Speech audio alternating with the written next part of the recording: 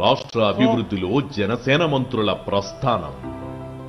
రాష్ట్ర పౌర సరఫరాల శాఖ మంత్రిగా బాధ్యతలు తీసుకున్న శ్రీ నాదెండ్ల మనోహర్ గారు పేదలకు నిత్యావసరాలు పంపిణీ చేసే వ్యవస్థ, ఎంతో కీలకమైన వ్యవస్థను మంత్రి మనోహర్ గారు ఎంతో గొప్పగా నిర్వహిస్తున్నారు. బాధ్యతలు చేపట్టిన రోజు నుండి ఎప్పటికప్పుడు నిత్యావసరాల ధరలు పెరగకుండా చర్యలు తీసుకున్నారు. పెరిగిన వివిధ నిత్యావసరాల ధరలను 5 సార్లు తగ్గించి ప్రజలకు ఎంతో మేలు చేశారు. మార్కెట్లు, రేషన్ షాపులు స్వయంగా తనిఖీ చేస్తూ ఎక్కడా అక్రమాలు జరగకుండా చర్యలు తీసుకుంటున్నారు. పేదలకు చెందాల్సిన రేషన్ బియ్యం అమ్ముకుని గత ప్రభుత్వం కొన్ని వేల కోట్లు అక్రమంగా దోచుకుంది.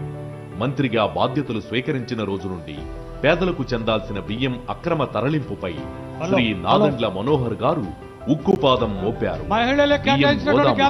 ఆకస్మిక తనిఖీ నిర్వహించి ఎన్నో వేల టన్నుల రేషన్ బియ్యాన్ని స్వాధీనం చేసుకున్నారు.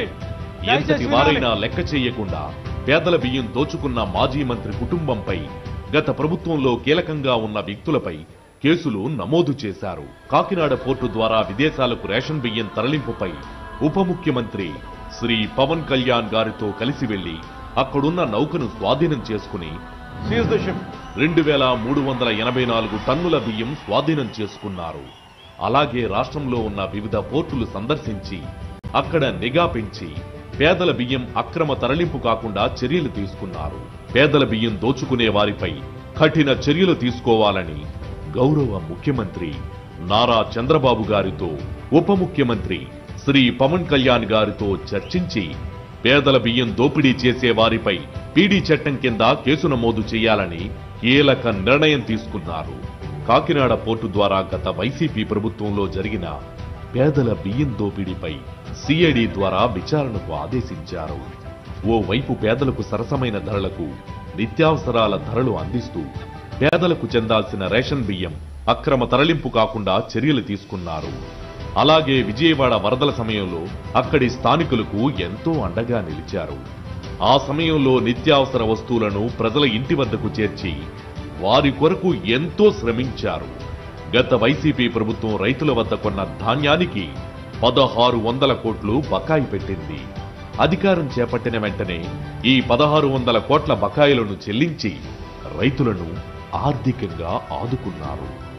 అలాగే గతంలో ఎన్నడూ లేని విధంగా రైతుల నుండి సకాలంలో ధాన్యం సేకరించిన 24 గంటల్లోనే రైతుల ఖాతాల్లో డబ్బు జమ చేసి రైతులకు ఎంతో మేలు చేశారు.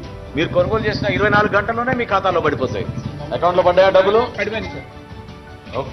2024-25 ఖరీఫ్ సీజన్లో 31 లక్షల మెట్రిక్ టన్నుల ధాన్యం సేకరించి రైతులకు 7300 కోట్లు చెల్లించారు.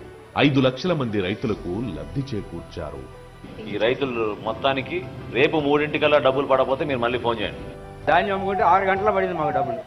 రాష్ట్ర ప్రభుత్వం ఎంతో ప్రతిష్టాత్మకంగా చేపట్టిన దీపం పథకం ద్వారా గ్యాస్ సిలిండర్ల పంపిణీని ఎంతో సమర్థవంతంగా నిర్వహించారు. గతేడాది నవంబర్ నెలలో మొదలైన పథకం ద్వారా ఇప్పటి వరకు 95 లక్షల మందికి గ్యాస్ సిలిండర్లు అందించారు. గ్యాస్ సిలిండర్లు సరఫరా చేసిన 24 గంటల్లోనే వారి ఖాతాల్లో డబ్బులు జమ చేశారు. గత 5 ఏళ్లలో వైసీపీ ప్రభుత్వం పౌర సరఫరాల శాఖను నిర్వీర్యం చేసి కేవలం ఏడాదికి సగటున 1900 కోట్లు ఖర్చు చేస్తే కేవలం 2024-25 ఆర్థిక సంవత్సరంలో పౌర సరఫరాల కొరకు 9000 కోట్లు ఖర్చు చేశారు. ఈ ఆర్థిక సంవత్సరంలో కూడా 3 గ్యాస్ సిలిండర్లు సరఫరా కొరకు 2600 కోట్లు వెచ్చించారు. పౌర సరఫరాల శాఖకు 3800 కోట్ల బడ్జెట్ కేటాయించారు. పేదలకు నేరుగా లబ్ధి చేకూర్చే పౌర సరఫరాల శాఖను ఎంతో సమర్థంగా నిర్వహిస్తోన్న మంత్రి నాదెండ్ల మనోహర్ గారి పట్ల ప్రజలు ఎంతో హర్షం వ్యక్తం చేస్తున్నారు.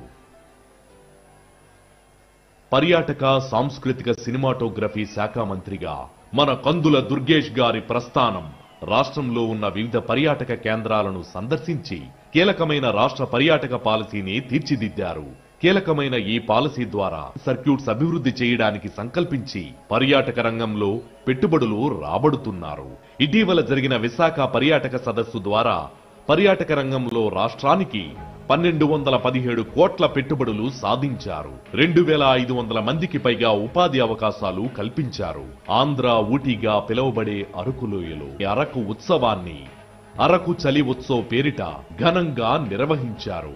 కేంద్రంతో చర్చించి సాస్కీ పథకం ద్వారా అఖండ గోదావరి, గండికోట ప్రాజెక్టులకు 172.34 కోట్ల నిధులు రాబట్టారు. రానున్న 5 ఏళ్లలో రాష్ట్రాన్ని పర్యాటక ఆంధ్రప్రదేశ్ గా తీర్చిదిద్దడమే లక్ష్యంగా అహర్నిశలు శ్రమిస్తున్నారు. అలాగే సినిమాటోగ్రఫీ శాఖ ద్వారా రాష్ట్రంలో ఉన్న గొప్ప ప్రదేశాలను ప్రొడ్యూసర్లకు, సినిమా పెద్దలకు తెలియజేస్తూ ఈ ప్రాంతాల్లో ఎక్కువ చిత్రీకరణ జరిగేలా, తద్వారా ఎక్కువ మందికి ఉపాధి కలిగించేలా తగిన చర్యలు తీసుకుంటున్నారు.